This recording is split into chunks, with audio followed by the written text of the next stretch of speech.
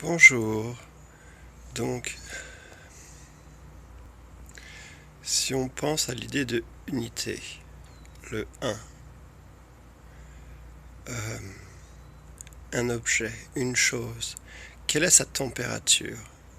Il ne peut pas avoir de température car il ne peut pas se frotter à autre chose. Il est seul, il est unique.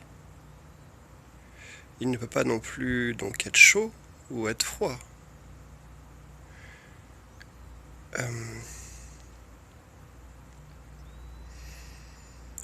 Afin de se voir lui-même, de se contempler lui-même, il serait donc obligé de se projeter dans un futur, un passé, un temps parallèle, un espace parallèle dans lequel il pourrait se voir, un peu comme quelqu'un se regardant dans le miroir ou se regardant dans les yeux de quelqu'un d'autre, tout simplement.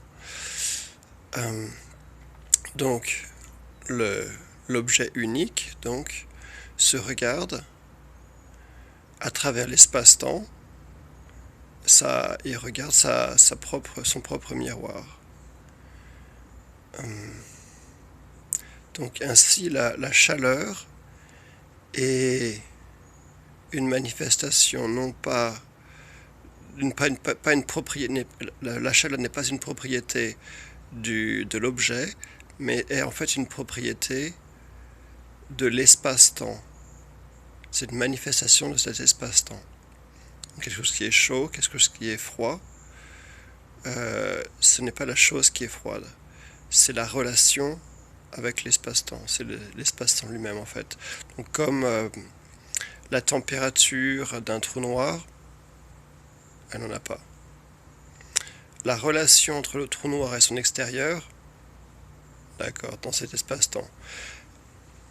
Un point, n'importe lequel dans l'univers, qui tourne autour dans l'univers ou dans une galaxie, un point n'est qu'une réplique de ce point, donc de cette...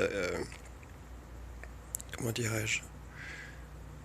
Un point est oui, une réplique, un fractal de ce trou noir à plus petite échelle.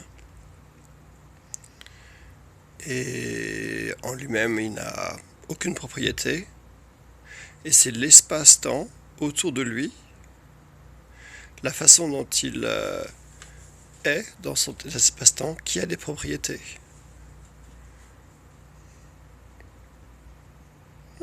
Ça éclaire quelque chose? Allez, à plus.